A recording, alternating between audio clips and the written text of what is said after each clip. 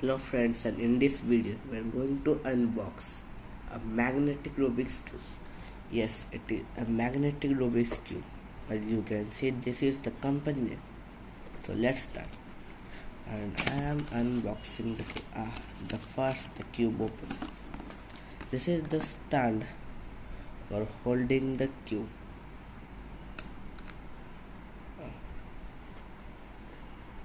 And this is the cube. It is very smooth.